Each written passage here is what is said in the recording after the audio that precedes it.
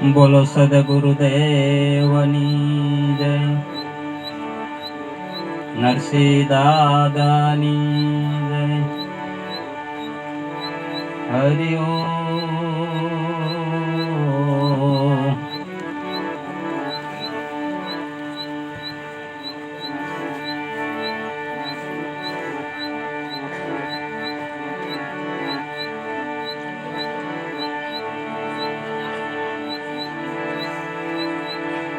સદગુરુ મારા જીવન મણી,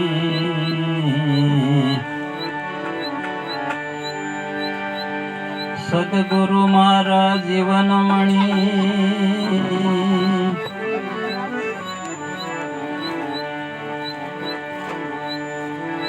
તન મન કે આધાર, દયાના સાગર સો દેવતા,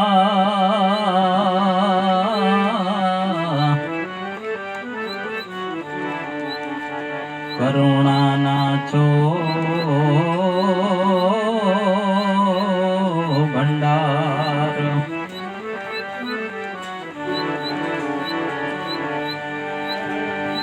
મેં જાણ્યું હરિ દૂર છે, મેં જાણ્યું હરિ દૂર છે,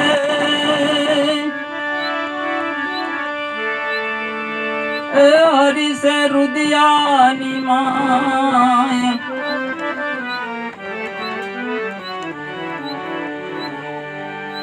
આડી ત્રાટી કપટ તણી,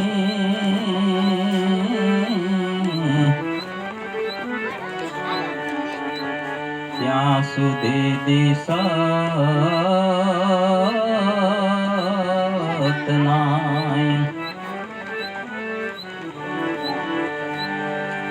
બોલે એ બીજો નથી, બોલે ઈ બીજો નથી,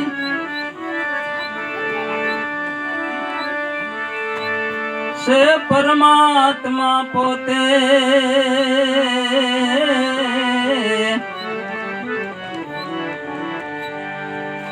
અજ્ઞાની એ જ આંધળો,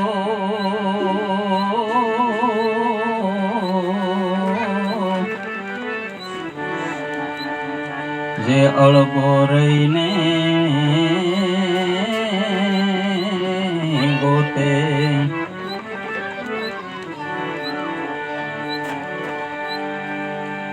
રણછોડ રાય ઈ અકળ કળા છે,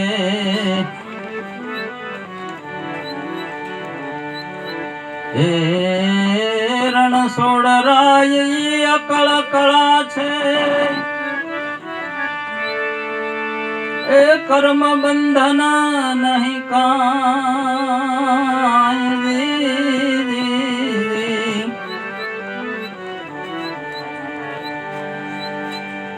ગુરુ રૂપે પધાર્યા વાલો,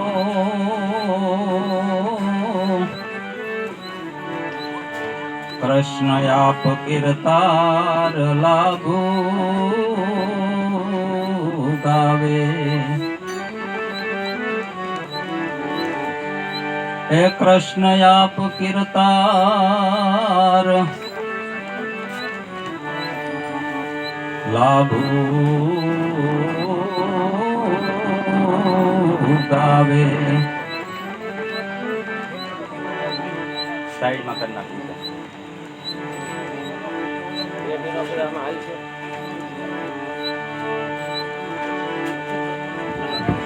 એમ કરી નાખવાનું, એ પણ આમ ફેરવી નાખવું છે આખું.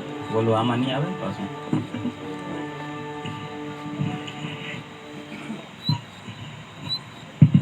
આમાં નહીં આવે, સ્ટેન્ડ ફેરવું નહીં, સ્ટેન્ડ ફેરવું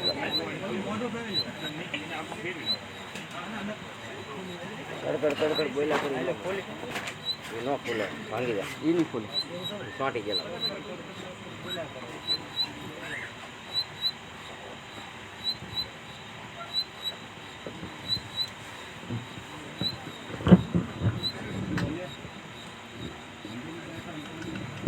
આ ખુલી લો બસ. કાંઈ વાંધો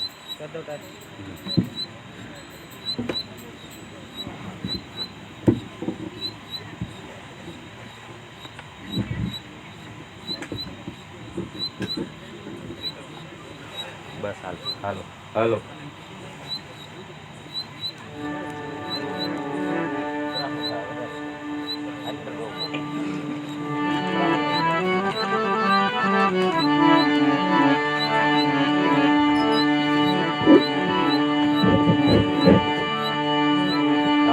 હાલો માઇક્રોફોન ઓલા તબલામાંથી ફેરવી નાખ્યું ને તો હાલો હાલો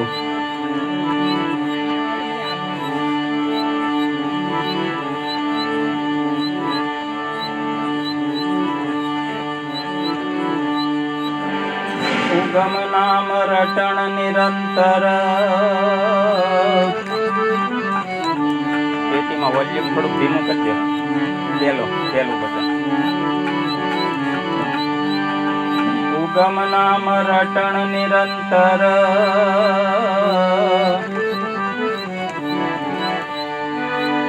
ઉગમ નામ રટણ નિરંતર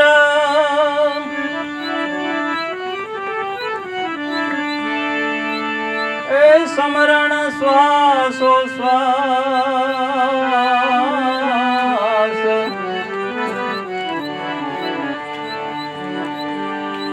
લાભો લક્ષયુ લહે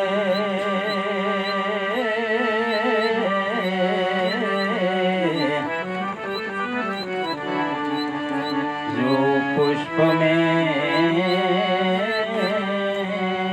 बास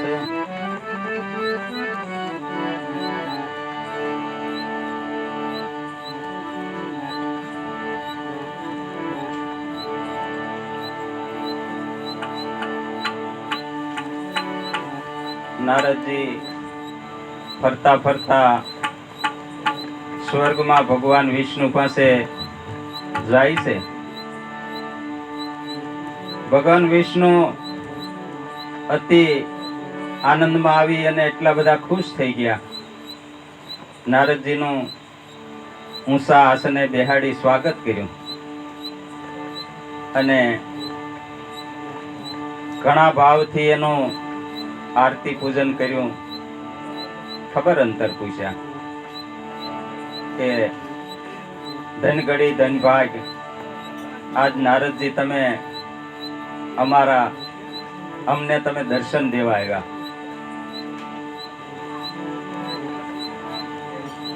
નારદજી ભગવાનને બે હાથ જોડી પ્રાર્થના કરી કે ભગવાન,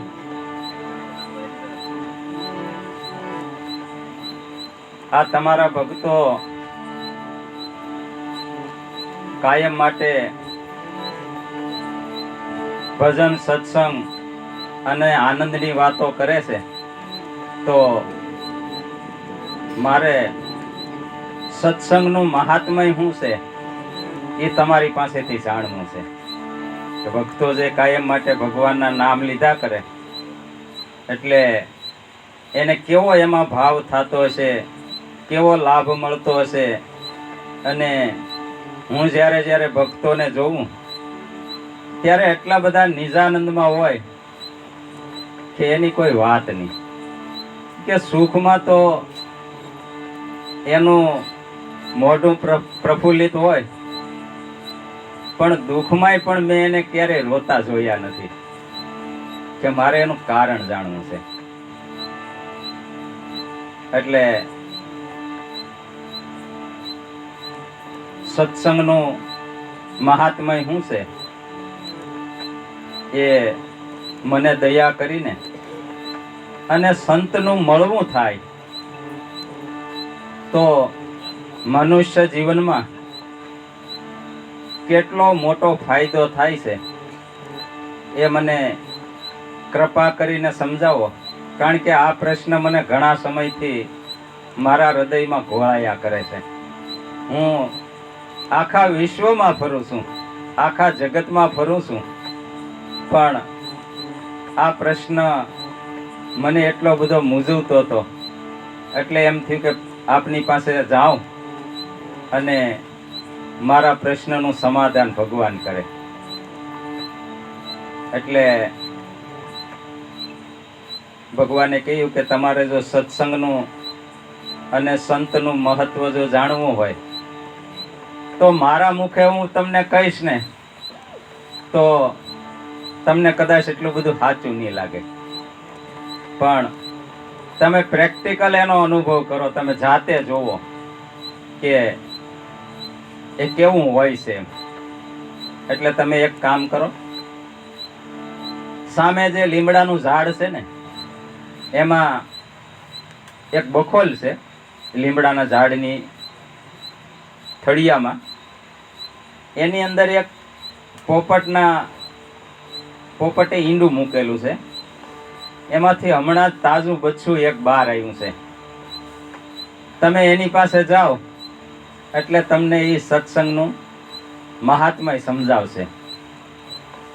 અરે ભગવાન, તમે પણ મારી મશ્કરી કરો કે પક્ષી યોનિનો જીવ, જેને આપણી ભાષા પણ બોલતા ન આવડતી હોય અને એ ભાષા બોલે એ આપણે સમજીએ નહીં, પક્ષી બોલે એ કંઈ આપણે સમજીએ નહીં, પણ પોપટને તો બધાય ઘણા સમયથી રામ ભટો, પોપટ રામ નામ ભટો, પોપટ રામ નામ ભટો, એટલે કદાચ પોપટ બોલતો હશે પણ બીજું કાંઈ રામ નામ સિવાય કાંઈ બીજો ઉપદેશ કરી શકે નહીં. પણ કે તમે જો તમારે સત્સંગનો મહિમા જાણવો હોય તો તમે એની પાસે જાઓ અને એ એનું મહત્વ સમજાવશે. એટલે નારદજીને એમ થયું કે જાઓ તો ખરો, ભગવાન જે કહેતા હોય એ કાંઈક સત્ય તો હશે. એટલે લીમડાના ઝાડ પાસે ગયા. બખોલ જોઈ નારદજીએ તો તાજું જન્મેલું ઈંડામાંથી બહાર આવેલું બચ્ચું, હજી એને પાંખોય નથી ફૂટી. એટલે નારદજીએ બચ્ચાને જોયું કે ભગવાનની વાત તો જાણે સાચી છે. એટલે હાવ ઝાડ પાસે જઈ બખોલ પાસે આમ મોઢું નજીક કર્યું અને જોયું. પોપટની બચ્ચાની અને નારદજીની દ્રષ્ટિ એક થઈ, બેયની સામે સામે આંખો મળી એટલે પોપટના બચ્ચાએ પ્રાણ ત્યજી દીધા. નારદજીએ જોયું કે આની સામે મારી નજર પડી અને મને જોતા જ આનો દેહ છૂટી ગયો.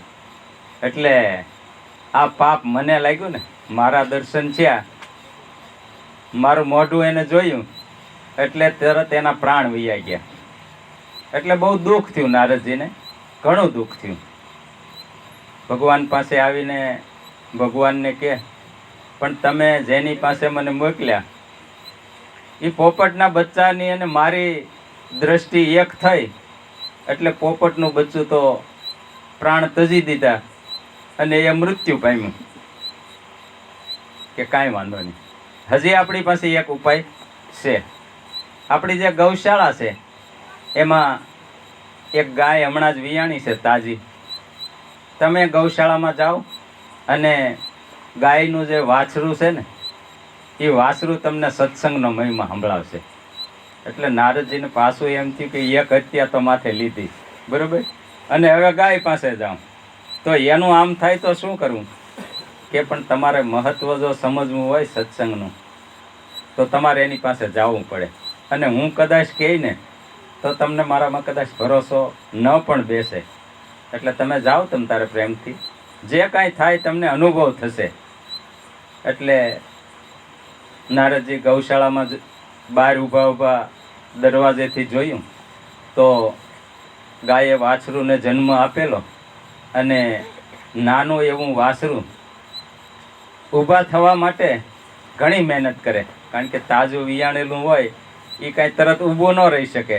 એટલે ઘડીક બે પગે ઊભું રહે, વળી પાછું પડી જાય અને ઊભું થાય. એટલે દરવાજો ખોલી નારદજી ગયા અંદર. પોપટના બચ્ચાનું જેમ થયું એમ અહીંયા ગાયના વાછરુંનું પણ બેયની દ્રષ્ટિ એકમેક સમાણી અને વાસરુએ પ્રાણ ત્યજી દીધા. એટલે પોપટના બચ્ચાનું તો દુઃખ હતું જ તે, અને આ બીજું દુઃખ માથે પીડ્યું. આવ્યા ભગવાન પાસે કે ભગવાન તમે પણ મારી મશ્કરી કરો, કે તમને એવું લાગે ભગવાન કોઈની કદાચ ક્યારેય મશ્કરી કરતા હશે? તમે એક કામ કરો, આપણા રાજા જે છે એને ત્યાં ઘણી મોટી ઉંમરે 20 વર્ષે એક કુંવરનો જન્મ થયો છે. તમે એની પાસે જાઓ અને એ તમને સત્સંગનું મહત્વ સમજાવશે. અરે ભગવાન, આ બે તો નિર્દોષ હતા, અને રાજાના કુંવરનું જો આવું થાય, એક તો એને ઘરે 20 વર્ષે દીકરાનો જન્મ થયો, અને એ પાછો રાજા, એનું જો આવું થાય તો મને ત્યાંથી જીવતો નીકળવા દે ખરો?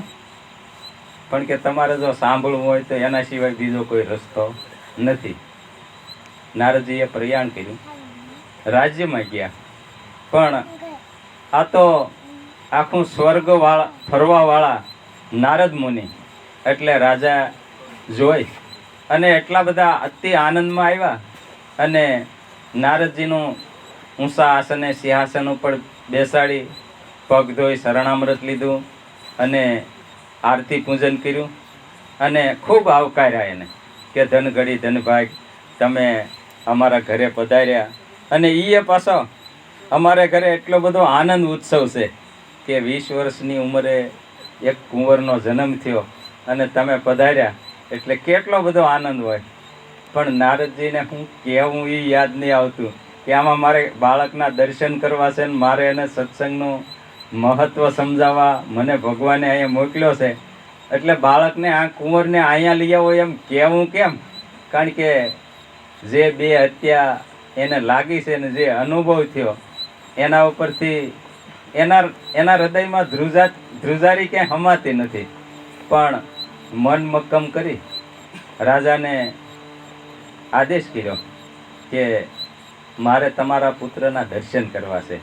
બીતા હો, કે ઓહો અમારા અહોભાગ્ય, એમ કુંવરને ભગવાનના દર્શન ક્યાંથી થાય? અને જન્મની થોડીક ક્ષણોમાં જ આવા મહાપુરુષોના દર્શન થાય, એ તો ધનગડી ધનભાગ કહેવાય ને. એટલે કુંવરને લઈ આવ્યા. પણ નારદજીને અને કુંવરની દ્રષ્ટિ એક થઈને બાળક ખડખડાટ હસવા માંડ્યું. નારદજીએ બાળકને પૂછ્યું કે તું એટલો બધો કેમ ખડખડાટ હસે છે?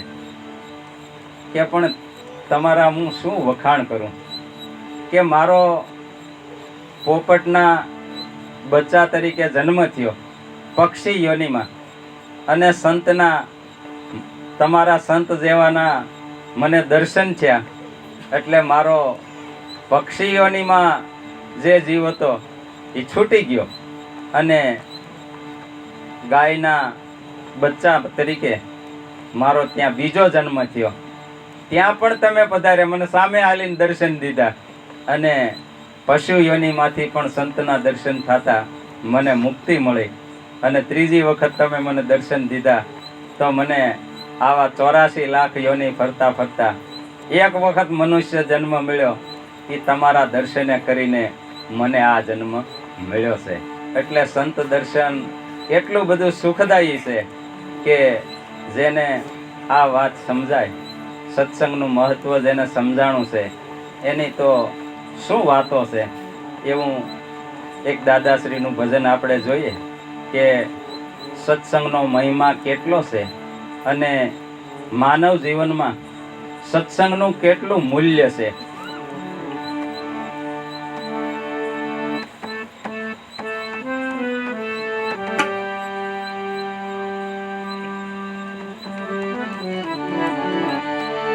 સતસંગ કેરો સાર સતસંગી જાણે રે, જેને લાગ્યો છે રંગ ભંગ મહાપદ માણે રે.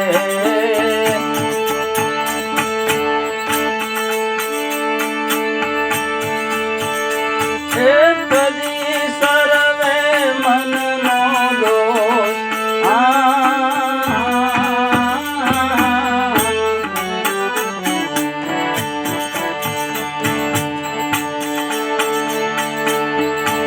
સદગુરુ સંતના શરણ જાગે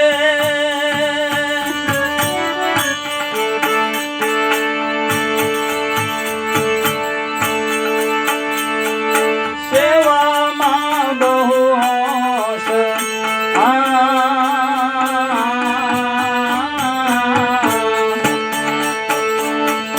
સદગુરુ સંતના શરણ જાગે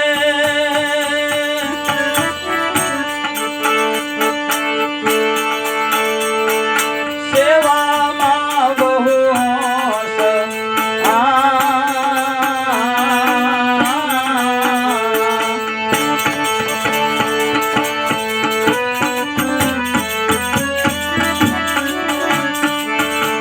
આપ બડાઈ તો અળગી કરીને આપ બડાઈ તો અળગી કરીને એ બની મનથી નિર્દોષ મતન વતાણે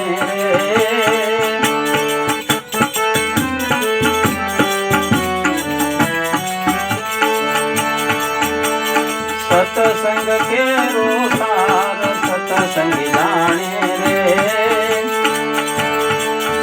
જેને લાગ્યો છે રંગય ભંગ મહાપદ માણે રે એ તજી સર્વે મનનો દોષ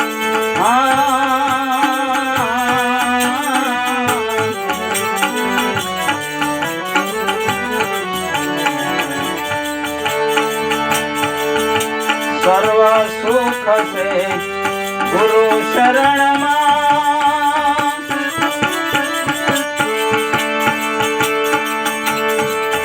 એ સમજી રહે સંતોષ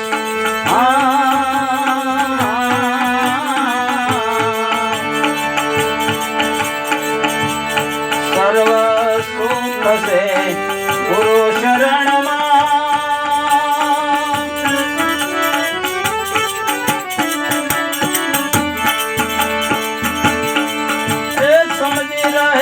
સંતોષ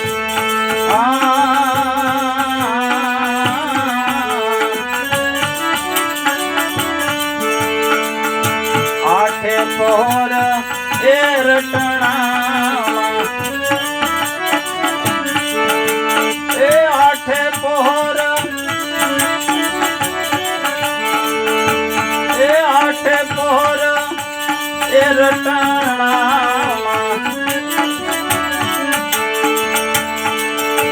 સ્મરણમાં બાહોશ ભટકાર તો મટાડે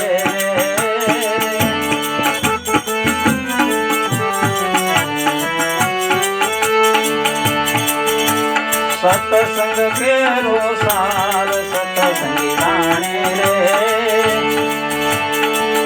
જેને લાગ્યો છે રંગય ભંગ મહાપદ માણે રે તજી સર્વે મનનો દોષ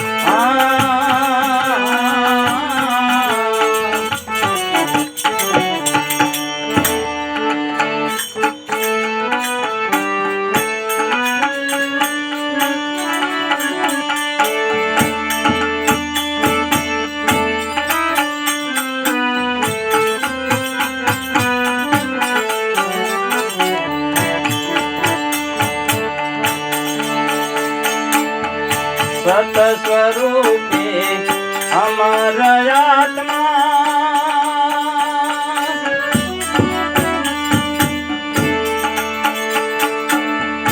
એ સંગ પર એનો રોગ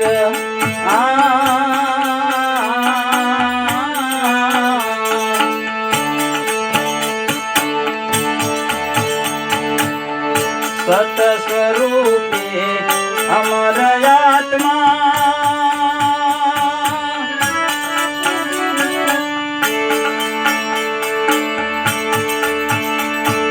સંગ કર એનો રોજ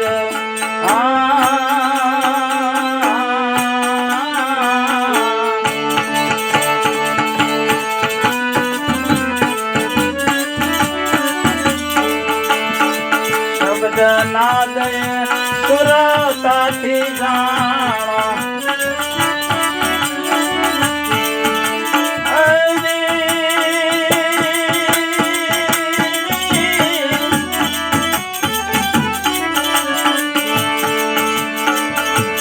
શબ્દ નાદ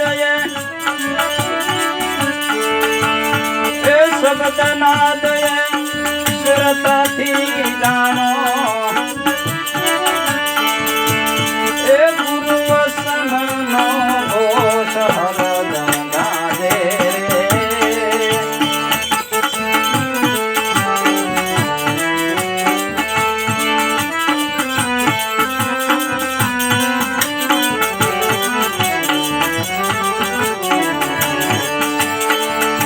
અનાદિ સ્વરૂપ સત છે ને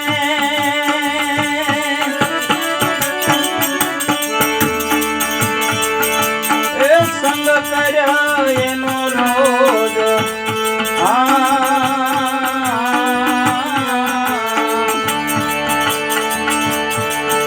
અનાદિ સ્વરૂપ સત છે ને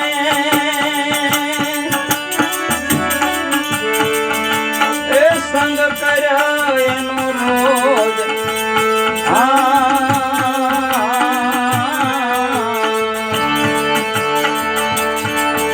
જીવ પણ મટાડી જીવે એ જીવ પણ મટાડી જીવે એ તો જ સત્સંગી આજ લાભો વખાણે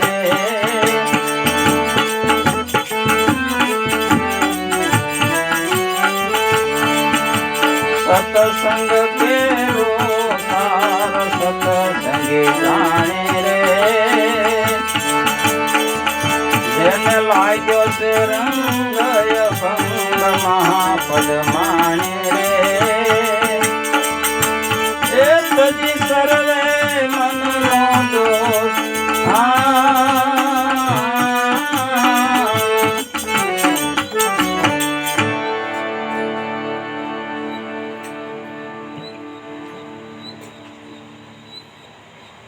સત્સંગ કેરો સાર સત્સંગી જાણે જેને લાગ્યો છે રંગ અભંગ ઈ આ મહાપદને માણે મહાપદ એટલે ભક્તિ મહાપદાર્થ એનો જેને રંગ લાગ્યો છે એની તો શું વાતો કરીએ એવો રંગ આપણા કોળી જ્ઞાતિમાં જન્મેલા અને જેને નવનાથની ઉપર 10મા નાથનું બિરુદ જે મળેલું છે એવા વેલનાથને આપણે સૌ જુનાગઢના વેલનાથ ને જાણીએ છીએ તો એ આપણા સમાજ માટે કોળી સમાજ માટે એ આપણા સિરતાજ છે આપણા ભગવાન છે તો કેવા માતા પિતાને અહીંયા એનો જન્મ થયો કેવા એના માતા પિતા ભક્તિશાળી હતા અને કુટુંબમાં કેવી રીતે રહ્યા ગામમાં કેવી રીતે રહ્યા સમાજમાં કેવી રીતે રહ્યા અને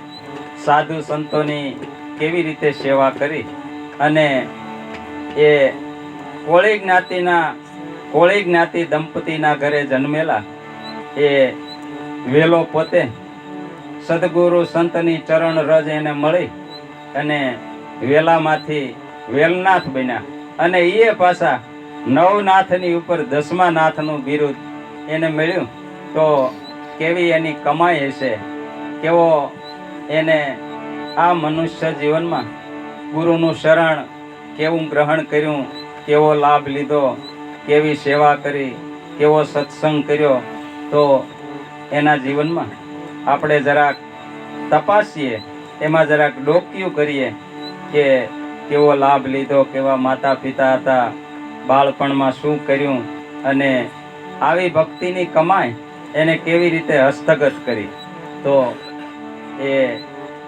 ક્યાં જન્મેલા કયા ગામમાં એ એના જીવન ચરિત્ર ઉપરથી આપણે જરાક સાંભળીએ તો આપણને ખબર પડે કે ગામડા ગામમાં જન્મેલા અને નવનાથની ઉપર 10મા નાથનું બિરુદ સામાન્ય માનવીમાંથી કેવી રીતે એ માનવ મટી અને દેવ બન્યા.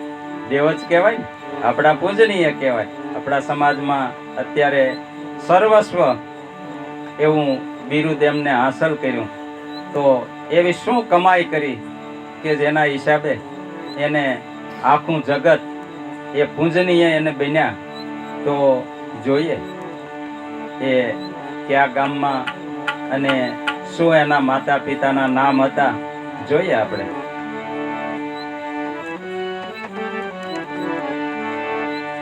જગતમાં સંત બડે ઉપકારી,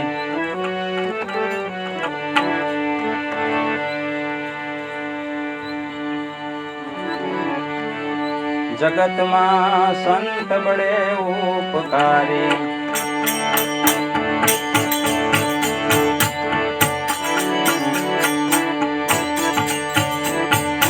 જગતમાં સંત બડે ઉપકારી,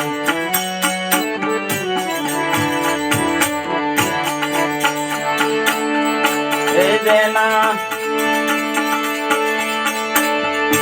એ જન્મ તણી બલિહારી,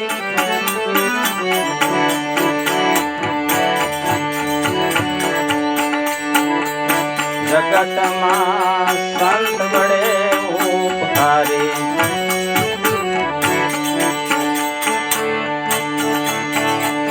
બોધા કુંવર જ્યાં ગોળી જ્ઞાતિમાં,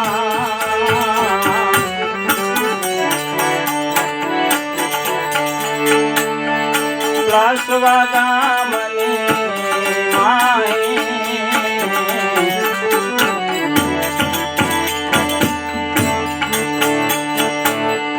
બોધા કુંવર જ્યાં ગોળી જ્ઞાતિમાં,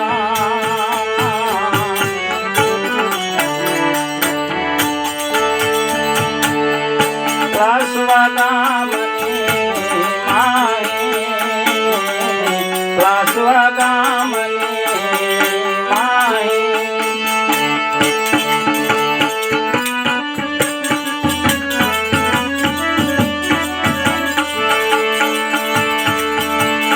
સંત સેવા સત્સંગ તીર્થે,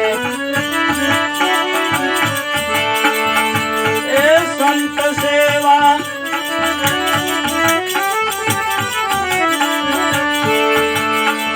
એ સંત સેવા સત્સંગ તીર્થે, એ સદારી ગુણ ગાય,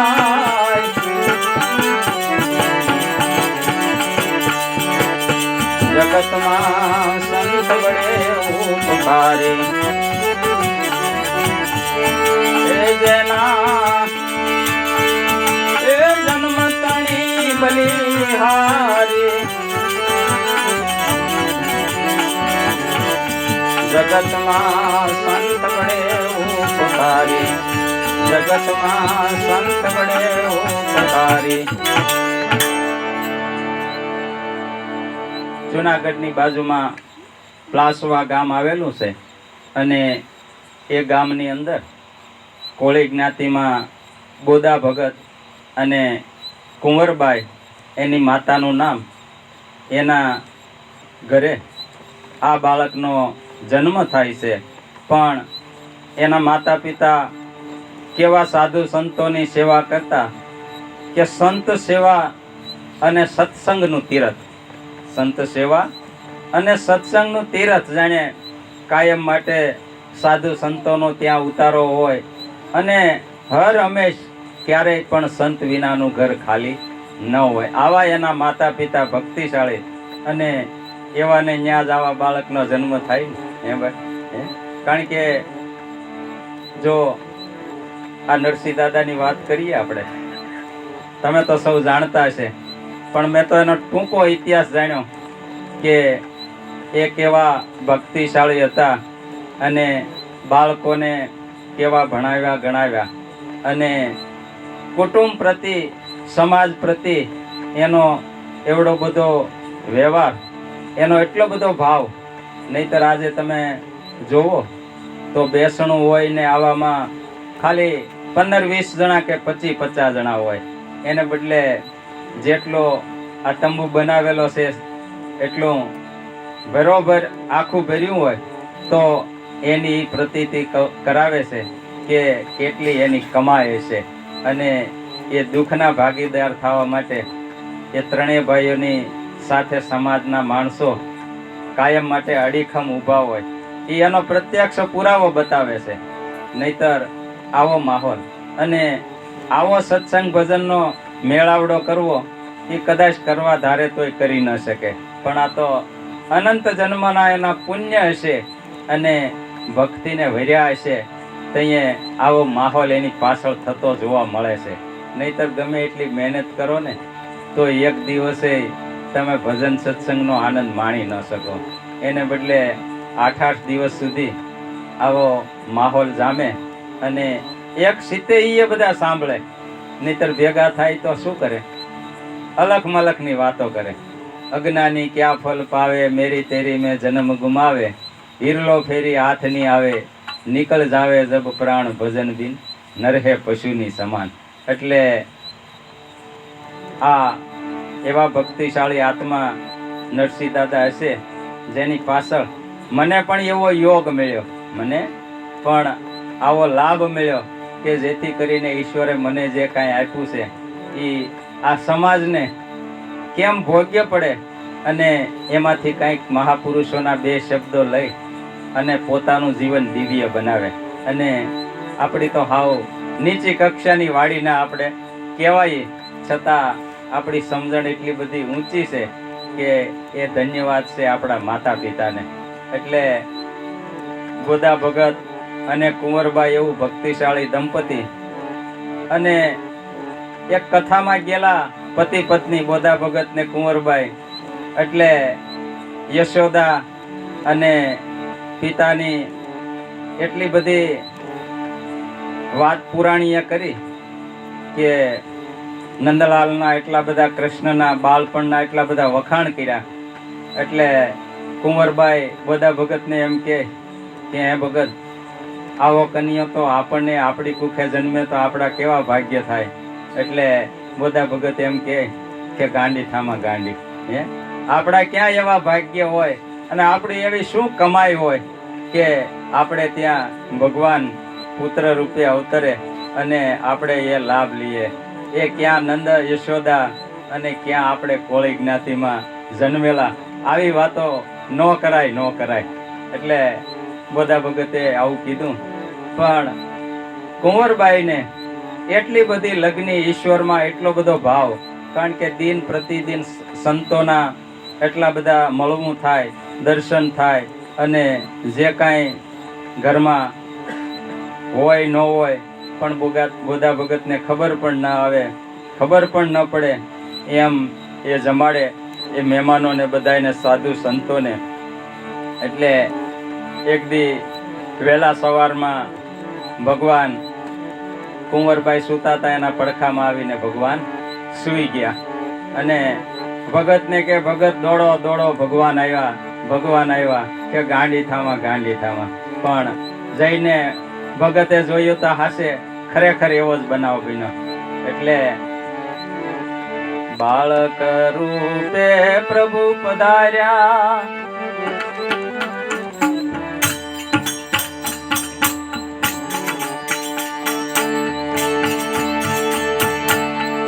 વેલા સવારની માઈ,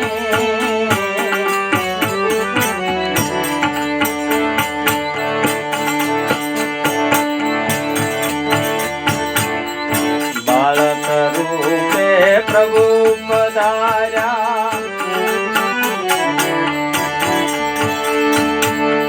વેલા સવારની માઈ, વેલા સવારની માઈ.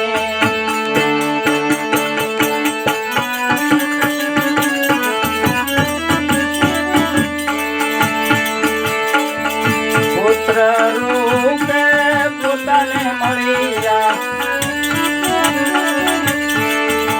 એ પુત્ર રૂપે પોતાને મળ્યા,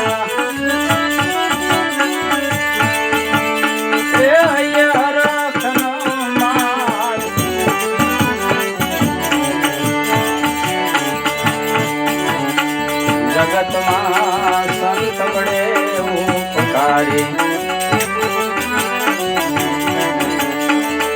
જેના એ જન્મ તણી બલિહારી જગતમાં સંત બળે ઉપકારી જગતમાં સંત બળે ઉપકારી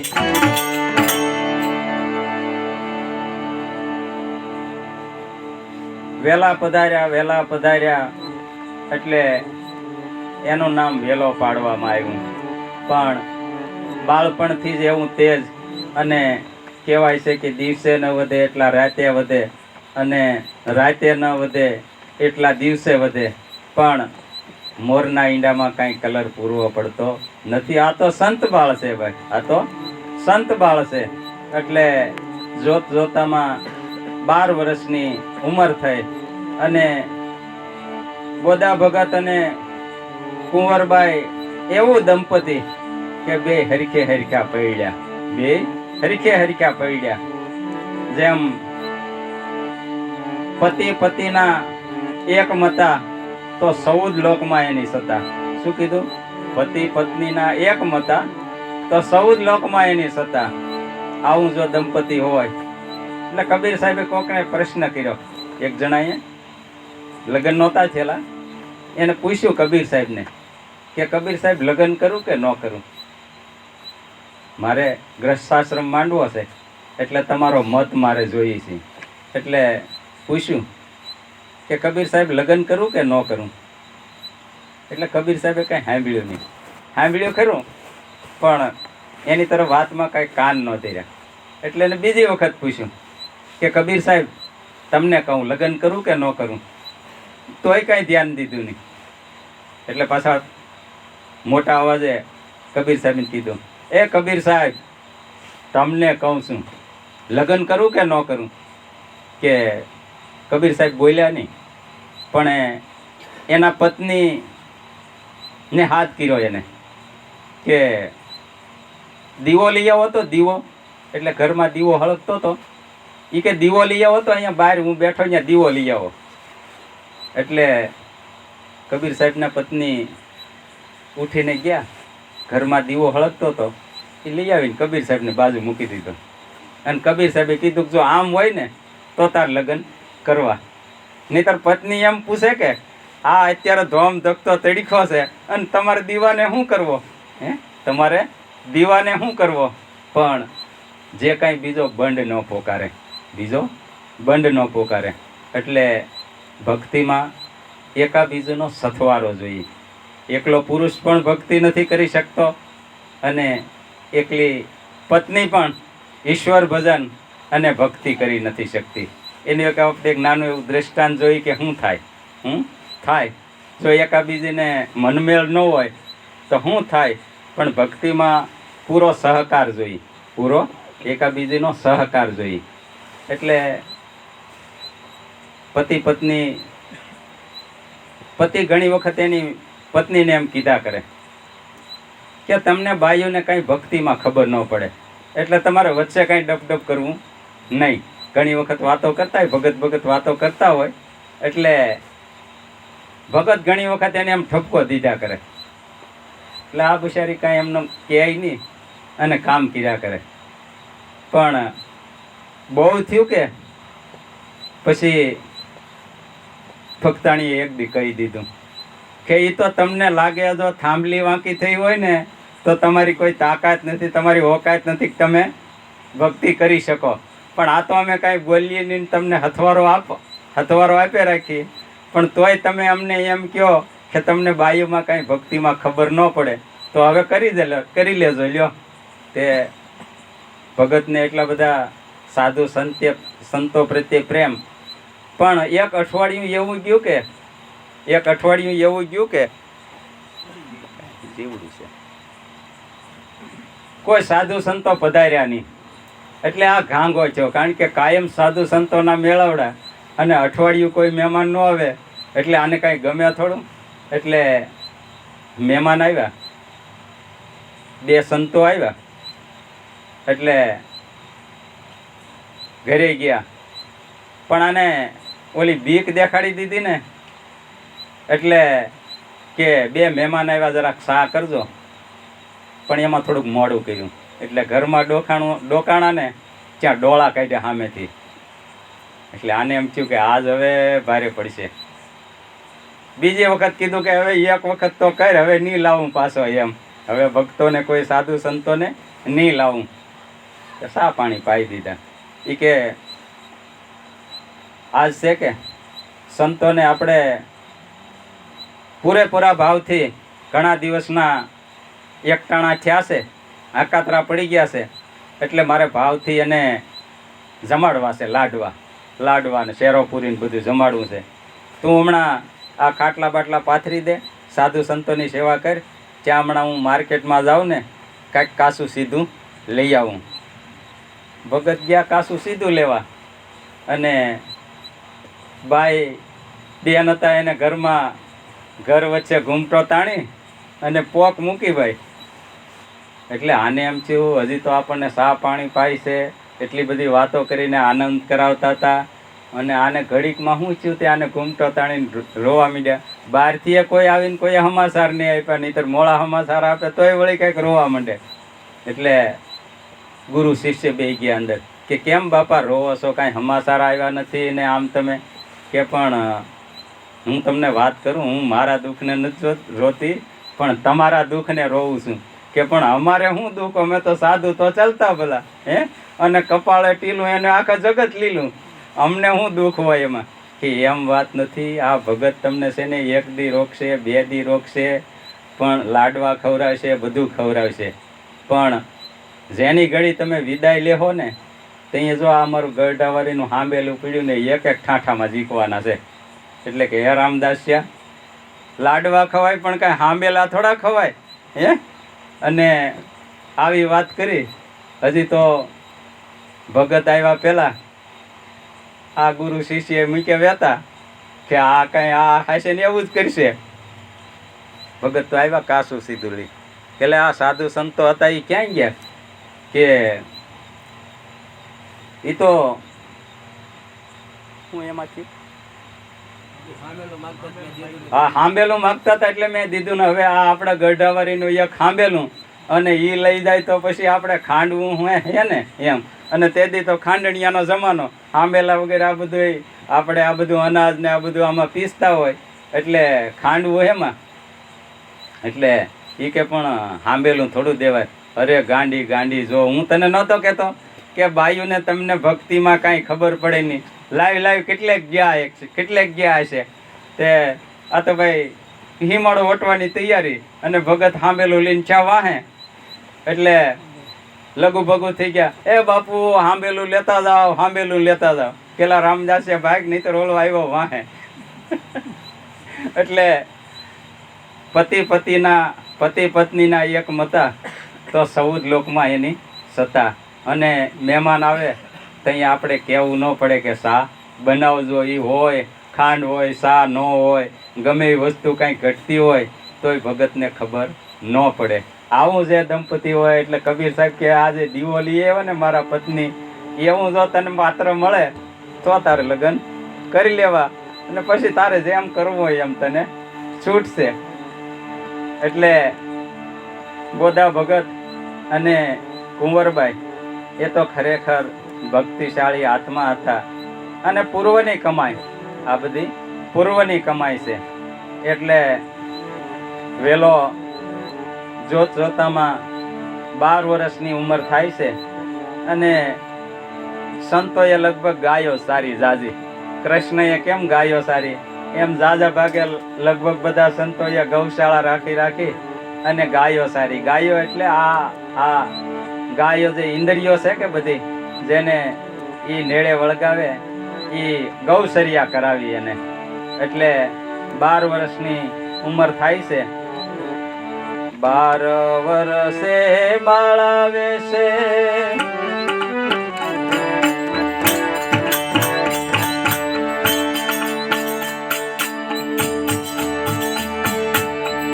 ગૌધન સરાવે.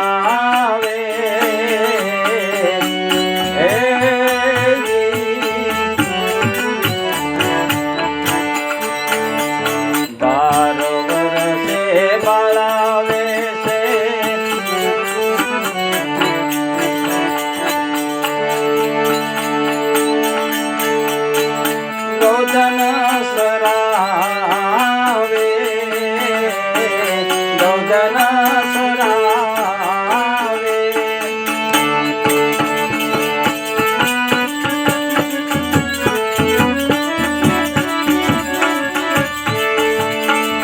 મળ્યા સંતરું ફળિયો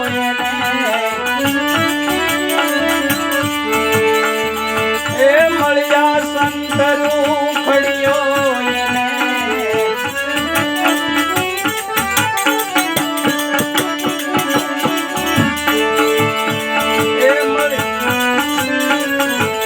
મળ્યા સંતરું ફળિયો એને એ ગુરુદિયા ઓળખાય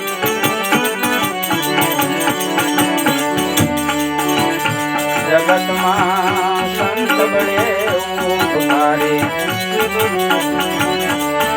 એ જેના એ જન્મ તણી બલિહારી જગતમાં સંત બળે ઉભારે જગતમાં સંત બળે ઉભારે 12 વર્ષે બાળા વેશે ગૌધન સરાવે મળ્યા સંત રૂખડીઓ એને ગુરુ દિયા ઓળખાય 12 વર્ષની ઉંમરે બધા સરખે સરખા ગોવાળિયાઓ ગામના ભેગા થઈ અને ગાયો સરાવવાનો ધંધો કરે છે. એમાં બપોરનું ટાણું બધા ટિફિન લઈ આવે ઘરેથી અને બપોર થાય એટલે બધી ગાયો ઝાડ નીચે બેસે અને ગોવાળો બધા ભેગા થઈને પોતપોતાના ટિફિનો ખોલે અને અરસપરસ એકાબીજી જે ભાતું લાવ્યા હોય એમાં અરસપરસ એકાબીજીને વેચીને ખાય. આવી ભાવના, કારણ કે આ તો સંત બાળ છે ને, એ કાંઈ ઈંડા ચીતરવા ન પડે એટલે સરખે સરખા ગોવાળિયાઓ બધા જમે અને આનંદ કરે. એમાં બપોરે બધાય ગાયો પણ બધી બેસી ગઈ અને ગોવાળો પણ બધાય સૂઈ ગયા. એમાં એક સંત રૂખડીઓ ત્યાંથી પસાર થયા એટલે એક ગોવાળે એમ કીધું કે વેલાભાઈ કોક સાધુ આવે છે. એટલે સંત રૂખડીઓ આવી ઝાડના થડ પાસે બેસી અને જોળીમાંથી તણક દિવસનો ટાઢો રોટલો હશે, ટાઢો રોટલો અને પાણી મીંડ્યા જમવા. એટલે વેલનાથે જોયું કે બાપુ પણ કાંઈ આમ હોય, આ 3 દિવસનો ટાઢો રોટલો ને આ પાણી સાથે. અમારી સાથે ઘણા ભાતા હતા, અમે જેમાં ઘણું વધ્યું હતું પણ અમે ગાયોને ખવડાવી દીધું. કે પણ અમારે તો સાધુને હું આ પેટની ડબરી ભરવાનું હોય કે આ દેહ વચ્ચે એક ગુમડું એનું ઓહળ છે અન્ન, જેમાં પછી ભભૂકે કરે અને મોજું કરે મન. અમારે સાધુને તો ગમે એ હાલે, અમારે કાંઈ એવું સ્વાદની હારે કાંઈ લેવા દેવા હોય નહીં. પણ કે એમ અમે હું તમને ટાઢો રોટલો અને પાણી તો નહીં ખાવા દઉં, લાવો તમારું પાત્ર દોઈ આવું દૂધ.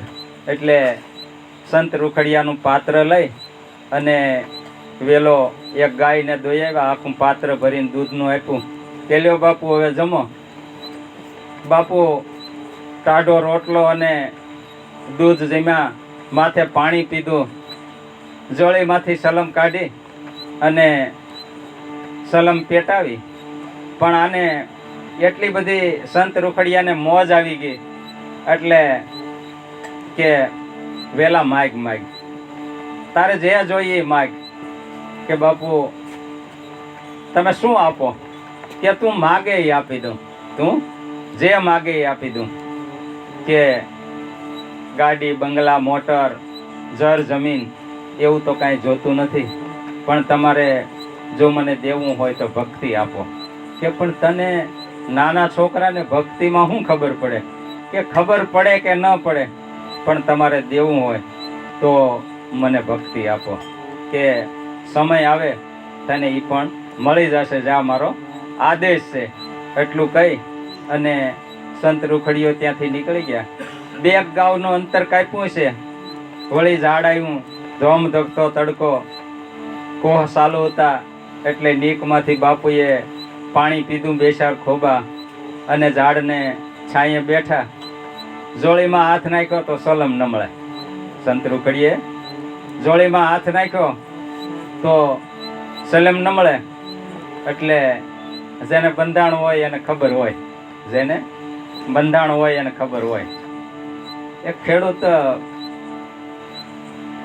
વાવણી કરતો હતો, એટલે બીડી તો હતી પણ બાકાશ ન મળે. બીડી તો હતી પણ બાકાશ ન મળે. એટલે હાથી આ શેઠેથી ઓલે હેઠે જાય ને પણ વારે ઘડીએ રોડ ઉપર જોયા કરે કે કોઈ દેખાય, કોઈ દેખાય.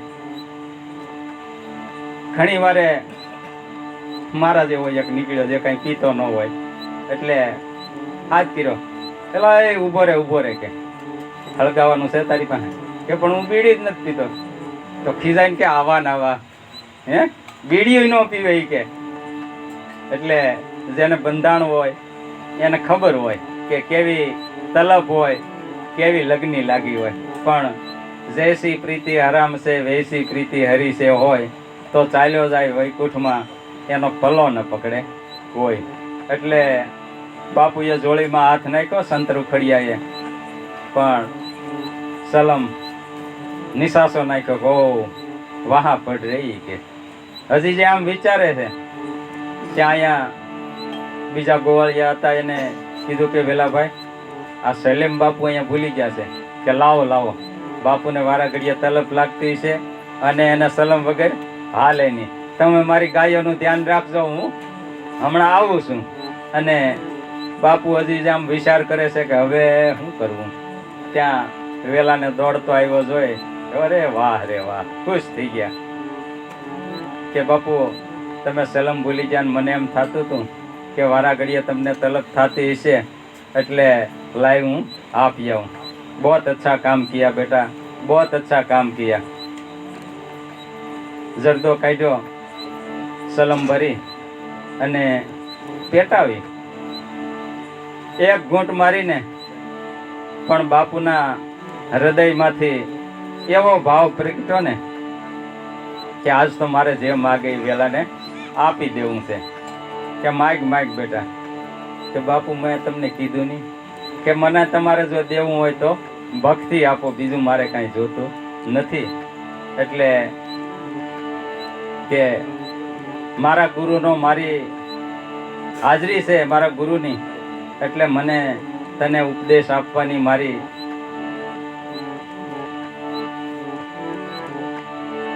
હું તને ઉપદેશ આપી શકું નહીં, કારણ કે મારા ગુરુની હાજરી છે. એટલે તને જુનાગઢમાં મોકલું છું, તને બોરડી ને બોર બેય તને દેખાડું. એટલે તું ત્યાં જા, 12 વર્ષ સાધુ સંતોની સેવા કરજે, અને 12 વર્ષે તને તારો યોગ જ્યારે પાકશે, તું સાધુ સંતોના પતરાવળા સાંટજે.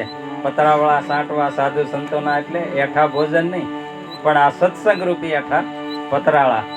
કે 12 વર્ષનું તમે કહો છો, પણ બાપુ હું તો હાવ અંગોઠા સાપ છું, હું તો હાવ હું ભણ્યો જ નથી. એટલે 12 વર્ષ કેમ થાય એ મને શું ખબર પડે. કે હાલે હું તને 12 કાંકરા આપું. અને એ જુનાગઢની અંદર ગબી હોય છે, ગબી ગાળજે, અને દર શિવરાત્રિએ તારે એક એક પથ્થરો એમાં નાખતો જવાનો, અને સેલો પથ્થર નાખી દે ત્યાં તારે જાણવું કે મારા 12 વર્ષ પૂરા થયા છે, અને તને મારા ગુરુ વાઘનાથનું મળવું થશે. વાઘનાથે દીધી દીક્ષા,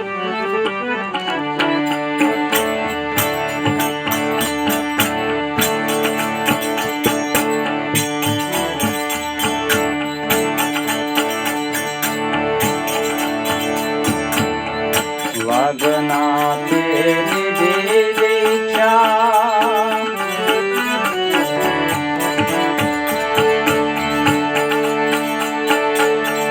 ગુરુ પગડિયા ઓળખાઈ,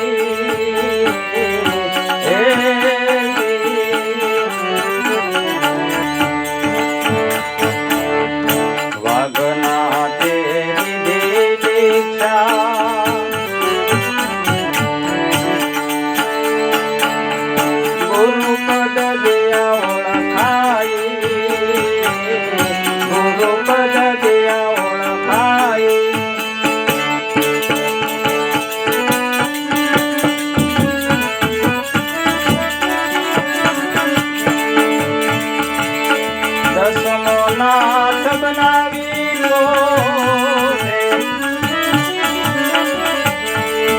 એ દસમો નાથ બનાવી પોતે એ સોહમ પદ દિયા સમજાય જગતમાં સંત બળે ઉપકારે એ જેના એ જન્મતાની બલિહારી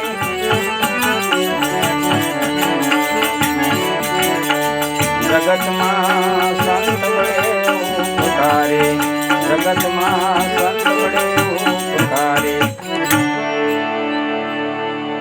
વાઘનાથે દીધી દીક્ષા ગુરુપદ દિયા ઓળખાય દસમો નાથ બનાવી પોતે સોહમ પદ દિયા સમજાય 12 વર્ષે સાધુ સંતોના એઠા પતરાળા સાંટ્યા અને એ સત્સંગ રૂપી એઠા પતરાવળા 12 વર્ષે એનો યોગ પાક્યો અને વાઘનાથ ગુરુ એને સામેથી મળ્યા અને આ મહામંત્રનો ઉપદેશ કર્યો અને નવનાથની ઉપર દસમા નાથનું બિરુદ વાઘનાથને આપ્યું અને વેલામાંથી એ વેલનાથ બન્યા અને એ ગુરુની કેવી શિખામણ એના કેવા શબ્દો હતા કે જે વેલનાથના હૃદયમાં પ્રગટ્યા અને નવનાથની ઉપર દસમો નાથ બનાવ્યા તો ગુરુ વાઘનાથની કેવી શિખામણ હતી કેવા એના શબ્દો હતા એ આપણે જરા જોઈએ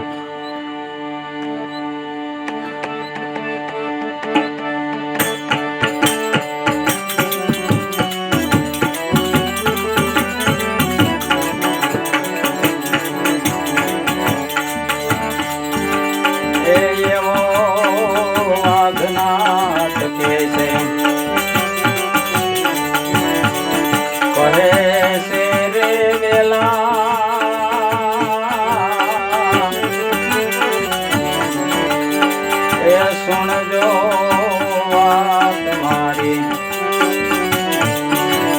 સંતની સેવાએ રે એ મતિ સુધ થઈ છે તારી એવો વાઘનાથ કે એવો વાઘનાથ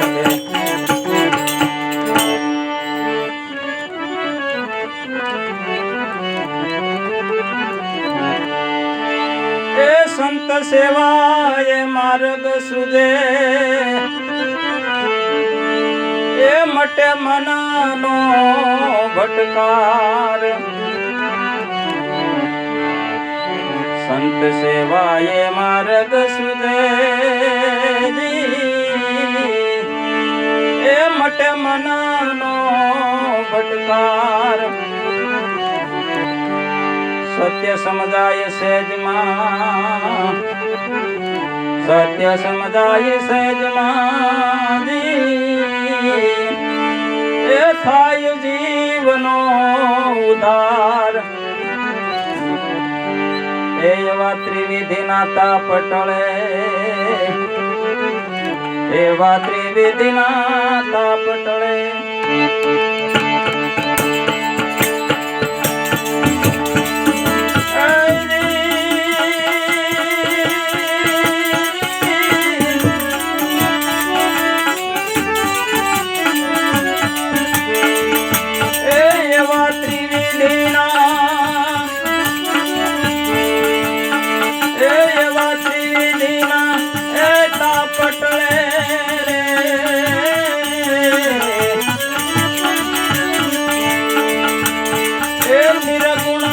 સમજાય ગુણકારી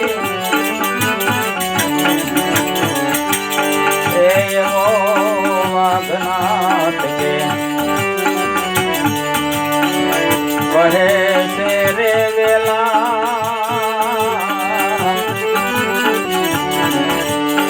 એ સુણજો વાત મારી સંતની સેવાએ રે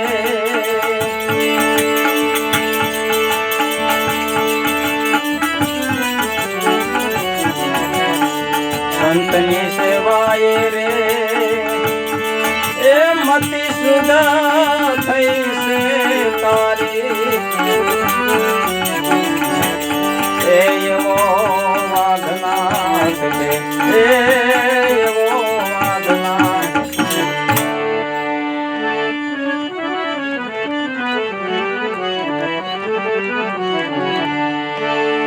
એ દેહ તો સદાય દાસ છે એવો કરવો ખાસ વિચાર દેહ તો સદાય દાસ છે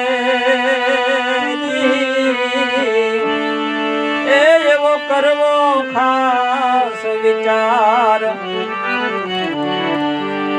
સેવા ભક્તિનો ભેખ લઈને સેવા ભક્તિનો ભેખ લઈને એવી કરજો રૂડી કમાય તો સવાય ભક્તિ દીપે તો સવાય ભક્તિ દીપે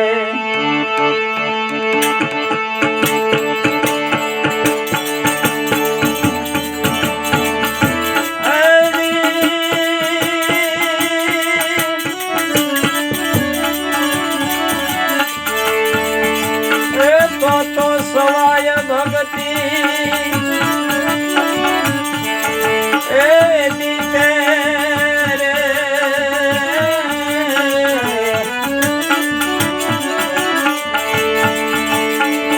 એ દીપે દેવ મુરારી એવો વાઘનાથ કે કહે છે રે વેલા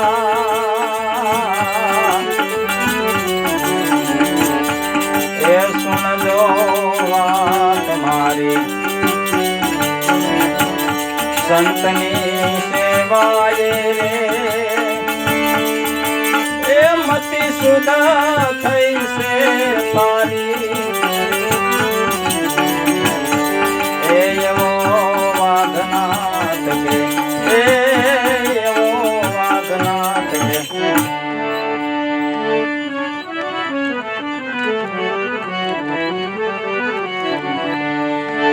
એ જપો યજંપા જાપ જુગતે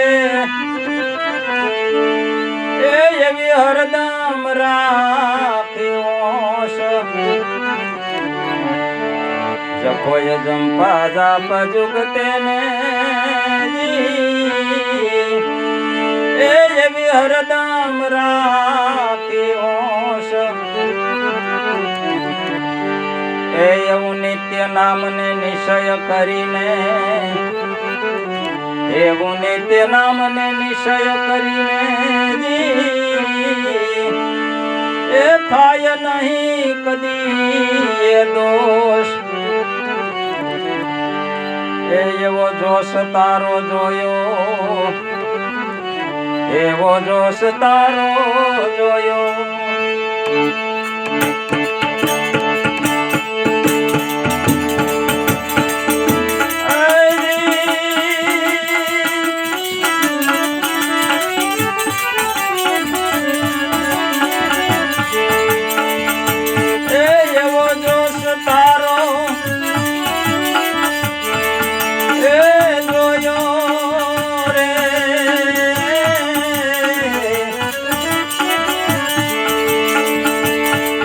થાય નહીં કદી દોષ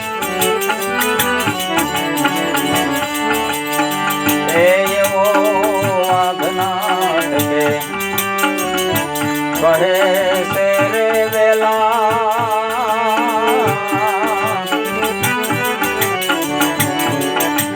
એ સુણજો વાત મારી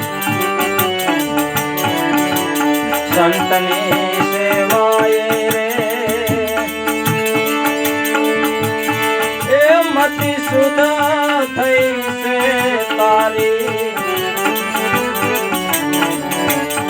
એવો વાઘનાથ એવો વાઘનાથ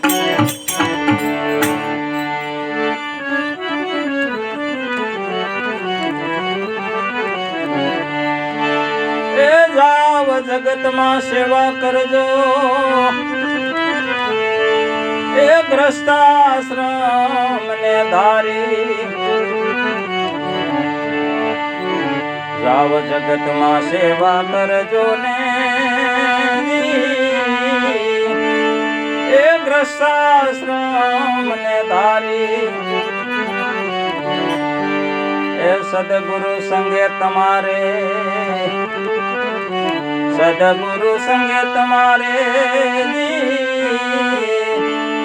એ દશમ દશા દલ ભારી એ નવનાથની ઉપરે નવનાથની ઉપરે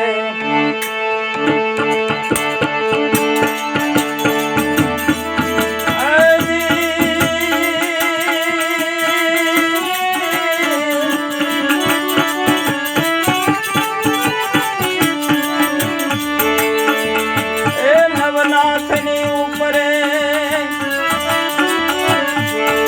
એ દસમો નાથ બનાવી એવો વાઘનાથ કહે છે રે વેલા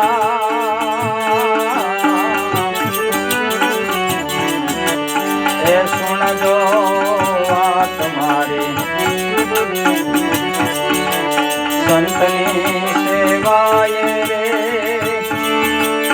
એ મતિ સુધ થઈ છે તારી એવો વાઘનાથ કે એવો વાઘનાથ કે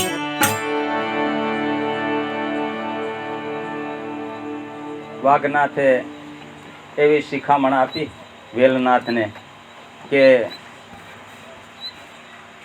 સંત સેવાએ માર્ગ સૂજે મટે મનનો ભટકાર સત્ય સમજાય સહેજમાં થાય જીવનો ઉદ્ધાર ત્રિવિધિના તાપ ટળે રે નિર્ગુણ સમજાય ગુણકારી અને આ દેહ તો સદાય દાસ છે એવો કરવો ખાસ વિચાર અને સેવા ભક્તિનો ભેખ લઈ અને કરજો રૂડી કમાય તો સવાય ભક્તિ દીપે રે રીજે દેવ મોરારી નિત્ય નામને નિશ્ચય કરી જપો યજંપા જાપ જુગતે હૃદમ રાખી હોશ નિત્ય નામને નિશ્ચય કરી થાય નહીં કદીએ દોષ વાઘનાથ કે મેં એવો જોશ તારો જોયો રે એમાં તારો કાંઈ દોષ નથી અને છેલ્લે જાઓ જગતમાં સેવા કરજો ગ્રસ્તાશ્રમને ધારી સદગુરુ સંગે તમારે દશમ દશા દલ ભારી નવનાથની ઉપરે દસમો નાથ બનાવી અને વાઘનાથે નવનાથની ઉપરે દસમા નાથનું બિરુદ આપ્યું અને વેલનાથને શિખામણ આપી કે તમે આ જે કાંઈ ગુરુનો લાભ મળ્યો છે એ પહેલો લાભ તમારા ગામ પ્લાસવા જઈને દેવાનો છે પછી તમારે જ્યાં જવું હોય ત્યાં છૂટી છે એટલે મેં તમને જે ભક્તિરસનો આ મહારસ પાયો છે રામ રસ એસા હે મેરે ભાઈ પીએ જો અમર બની જાય એટલે આ લાભ મેં તમને આપ્યો છે એ તમારા ગામને તમારે પહેલો દેવાનો છે પછી તમારે જ્યાં જવું હોય ત્યાં છૂટશે એટલે વેલનાથ પ્લાસવા ગામમાં કેવો લાભ આપે છે અને પ્લાસવા ગામ કેવો લાભ લે છે કાલે આપણે જરાક જોઈશું. બોલો સદગુરુદેવની.